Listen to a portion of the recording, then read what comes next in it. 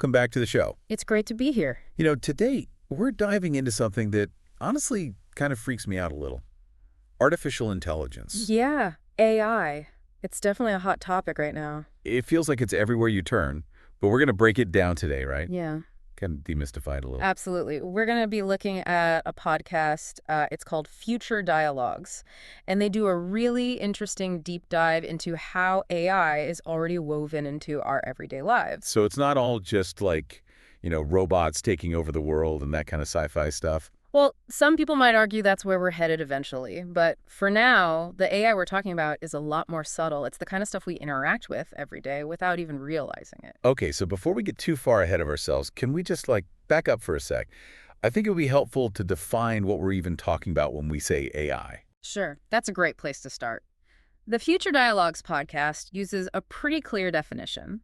AI is basically a field of computer science where we're teaching systems to do the things that humans typically do. Okay, like what kind of things? Give me an example. Well, think about things like learning, solving problems, making decisions, even understanding language. Oh, okay. So like when my phone finishes my sentences for me when I'm texting, is that AI? Exactly, that's a perfect example. Or think about when you ask Alexa to play your favorite song, or Netflix recommends a show that you end up loving. Those are all examples of AI quietly working behind the scenes. Wow, I really never thought about it that way. So it's more common than I realized. Way more. And you know it's a device that's packed with AI? That smartphone that's probably in your pocket right now. My phone. Really? But besides using apps and stuff, I mean. Well, think about it. You probably unlock it with facial recognition, right? That's AI using complex algorithms to identify you.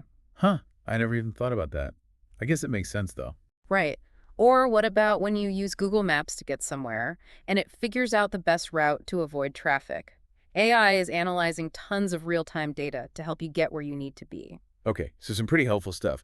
But are there any examples of AI in my phone that, aren't so helpful? Well, that depends on your perspective. Think about your social media feeds, for example, like Instagram or TikTok.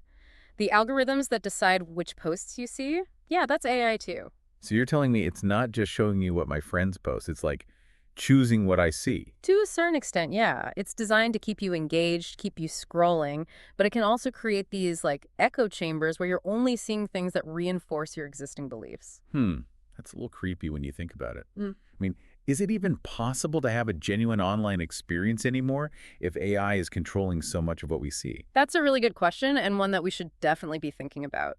AI is definitely shaping our online experience in ways we might not even realize. It's kind of mind-blowing. But, okay, this AI thing, it's not just our phones and social media, right?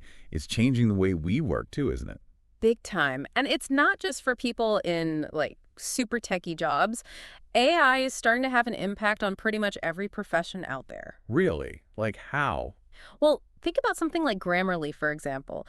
It uses AI to help us all write more clearly and effectively. Whether you're writing emails or working on a big project, Grammarly's got your back. Oh my God, you're right. I use Grammarly all the time. I never even realized it was AI helping me out this whole time. See, it's everywhere. And then there are project management tools that use AI to predict deadlines and allocate resources. For anyone who's ever felt overwhelmed by a complex project, this AI assistance can be a lifesaver. Yeah, that makes sense. So it's like AI is taking on those more tedious tasks in a lot of different jobs, Yeah. freeing up humans to focus on the more interesting stuff. That's exactly what's happening. The Future Dialogues podcast even talked about how AI-powered robots are being used in manufacturing and logistics to, do those repetitive tasks that used to be done by humans. This allows human workers to focus on more specialized roles that require critical thinking and problem-solving skills. So it's not necessarily a bad thing for workers then. It's more about shifting the types of jobs people do. Right. It's definitely a complex issue, and there are concerns about job displacement, but it's also creating new opportunities and making work more efficient. That's a whole conversation in itself, really. You're sure. Okay, but before we get too deep into the future of work, I think it's important to talk about, the elephant in the room, the ethics of all this. Yeah, that's a big one. And, we already touched on how it can be a little creepy when you think about AI's influence on social media, but there are definitely broader ethical questions we need to be asking about AI in general. So, what are some of the ethical concerns? Well, the Future Dialogues podcast really dives into this. One of the biggest concerns is privacy.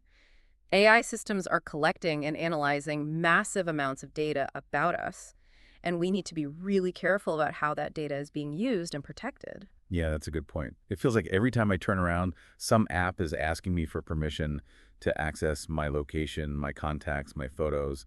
It's a little overwhelming, honestly. I hear you. It's definitely something to be mindful of. And then there's the question of bias. If the data that AI systems are trained on is biased, then the AI itself will be biased too. And that can have really serious consequences, especially in areas like hiring or law enforcement. Oh, yeah, that makes sense. If the AI is making decisions based on biased data, it could perpetuate existing inequalities, right? Exactly. And that's why it's so important to have these conversations about AI ethics now, as the technology is still developing.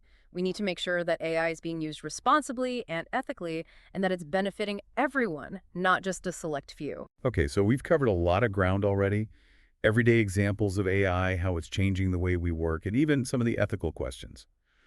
But what about the future? What's next for AI? What can we expect? Well, that's what we're going to dig into in the next part of our deep dive. We'll talk about some of the really exciting advancements that are already on the horizon, as well as some of the potential challenges we need to be prepared for. So stay tuned, everyone. We're about to take a peek into the future of AI. Welcome back. So, are you ready to talk about the future? I am. Honestly, after part one, I'm a little less freaked out and a lot more curious about where all this is going. That's great. The Future Dialogues podcast really emphasized that while the potential benefits of AI are vast, it's crucial that we think about the potential drawbacks as well. So what are some of these potential downsides? I know we talked about the ethical implications before, but are there other risks we should be thinking about? Absolutely. One of the big questions is what happens to privacy in a world where AI is collecting and analyzing vast amounts of data about us? Yeah, I was just thinking that. It feels like the more personalized and convenient AI gets, the more it knows about us. Right. How do we ensure our personal information is protected and used responsibly? It's something we need to have open and honest conversations about as AI continues to evolve. It's like a trade-off, right? The convenience and personalization AI offers in exchange for giving up some of our privacy. Exactly. And it's a complex issue with no easy answers. Another concern is the potential for AI to be used in ways that exacerbate existing inequalities or create new ones. Could you give an example of what you mean by that? Well, think about AI in hiring, for instance. If the algorithms are trained on biased data, they might perpetuate existing biases in the workforce, leading to unfair hiring practices. Right, so it's not just about the technology itself, but about who's creating it and what data they're using to train it. Exactly. Or, if certain groups of people have less access to technology or AI-powered tools, it could widen the gap between those